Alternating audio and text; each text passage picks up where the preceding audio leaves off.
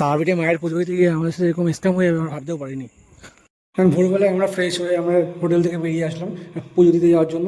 দেন আমাদের সাথে রাস্তায় এক দাদা আমাদের ধরলো, ধরে বললো যে দাদা আমাদের এখানে চলুন, আমাদের দোকানে কমে হয়ে যাবে, ভালো পণ্ডিত দিয়ে পুজো করে দিয়ে দেবো সামনে দিয়ে একদম। দেন আমরা তার কথা মতো সামনে সকালবেলা গেলাম, তার পেছন পেছন আমরা থালিও করলাম যে ঠিক আছে আমরা তাহলে একজন একদম থালি করবো, দাদা নেবো আমরা আমাদের মধ্যে যার যেমন সামর্থ্য সে যেমন ডালি নিল। বাট আমাদের মধ্যে আমরা 7-8জন মতো 200 টাকা নিলাম, যেটা সব থেকে দামি। ওইটাকে দেখা ছিল স্যাম্পেল, সবই আছে, বাট তেমন আমরা দেখিনি, যে যেমন আসে বললো তেমনই আমরা নিয়ে নিলাম। তারপরে এখন পুজো দিতে গেলাম যে যে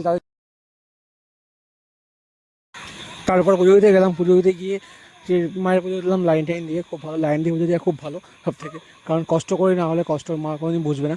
দেন পুজো দেওয়ার পরে যখন আমরা দোকানে আসলাম যে ওটা প্যাক করে নিয়ে যাওয়ার জন্য, আমার সাথে পণ্ডিত এসেছিলো, পণ্ডিতটা খুব ভালো ছিল। বাট যেই লোকটা আমাদের দালাল নিয়ে গেছিলো সে আমার সাথে পুরো ফট করেছে।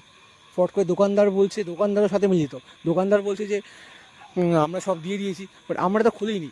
আমরা তাদের পণ্ডিতের সাথে দোকানে গেলাম, তার সাথে পুজো দিয়ে আসলাম, মায়ের পুজো দিয়ে আসলাম খুব ভালো করে। তারপরে এটা হলো যে এসে বলছে না আমরা যা দিয়েছি, যা প্যাক করা আছে তাই দেবো। তার মানে আমাদের প্রায় 1700-1800 টাকা পুরো ঘাটতি হয়ে গেল। মানে একটা জায়গায় ঘুরতে গেলে একটা টিম যায়, ছেলেদের টিম, তারা নিশ্চয়ই খুব স্যাটিসফাই হয়ে যায় যে কমের মধ্যে হয়ে যাবে। আমরা গেছিলাম প্রায় 17 জন একসাথে। আমরা সবাইকে একটা কথাই বলা ছিল যে আপনারা যখন পুজো দিতে যাবেন তখন নিশ্চয়ই দেখবেন যে জিনিসটা ঠিকঠাক আছে কি না। বাট পুজো দেওয়ার আগে দেখতে হবে, পুজো দেওয়ার পরে যদি দেখেন দেন দোকানে আপনাকে রিটার্ন দেবে না,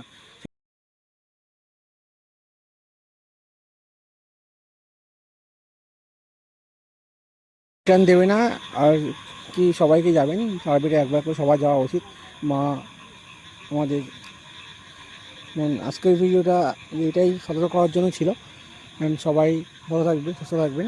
পরের ভিডিও দেখা হচ্ছে। তারাপীঠে আমরা ছিলাম প্রায় 3 থেকে 4 দিন। দেন ওখান থেকে মুর্শিদাবাদে গেছিলাম, মুর্শিদাবাদে কিছু ভিডিও আছে, তো নেক্সট ব্লগে আসবে, মিনি ব্লগে। দেন আজকের ভিডিও এই অবধি। থ্যাংক ইউ সো মাচ সবাইকে, ভালো থাকবেন।